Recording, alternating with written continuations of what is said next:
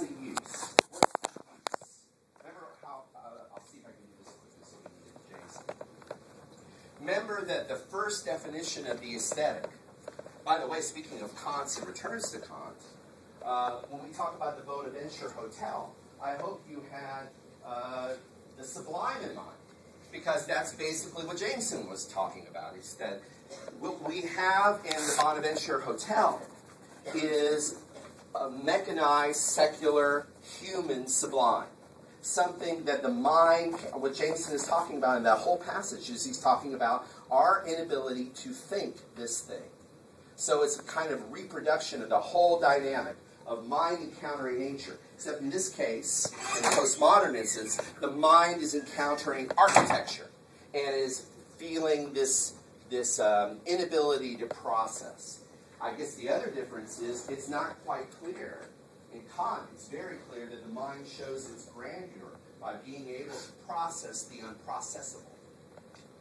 It's not evident that that's happening in postmodern capitalism. But anyway, we also have Kant here at the end of Adorno's essay.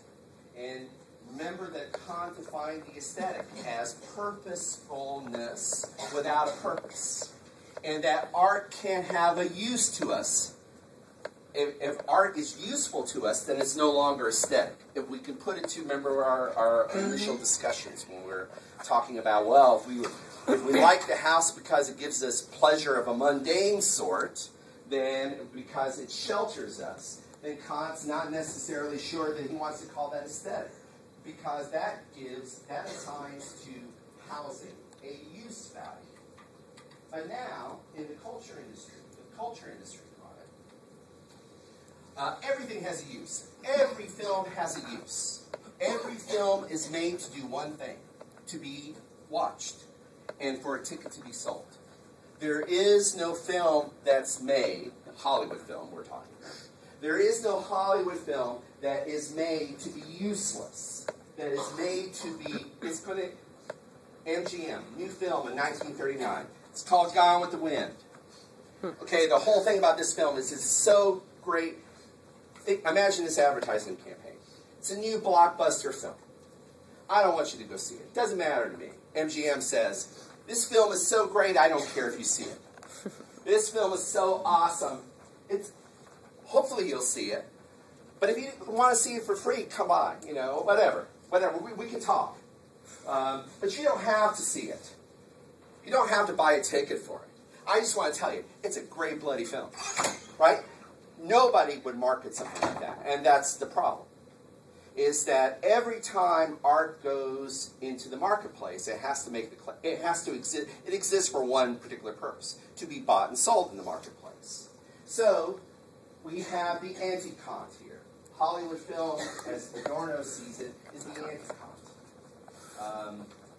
Every Hollywood film is made to serve the use of the Hollywood producer. That's a situation that cannot be aesthetic, that cords out or excludes the possibility of happiness in a larger sense, pleasure in a larger sense, and finally, it ends up assimilating and nullifying art. Nullifying art. Well, on that cheerful note, let's go to Frederick Jameson, because he's talking about very, very similar phenomena. And Todd will ask a question while I transition to my next PowerPoint. Yeah, that last thing you said about art having like this function, right? Being used or something. Yes. Is that like the penny press, right? Where you have like the idea of like these like people are trying to like these commercials, big selling products, right? That are covering all like the production costs of like this work. And so now all the work is now just it's just all the work is made just so you can like sell the stuff. Sell like all the ads.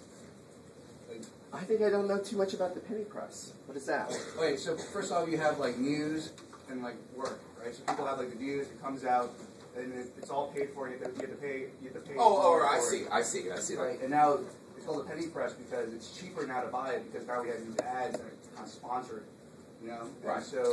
And so now now the work, right, isn't written for the intrinsic information, the intrinsic knowledge of the work. It's made so you can look at these ads. Right. That's the whole idea. Well, I mean, basically, this is the condition by which art makes itself seen and visible in our society. That's what Adorno was talking about.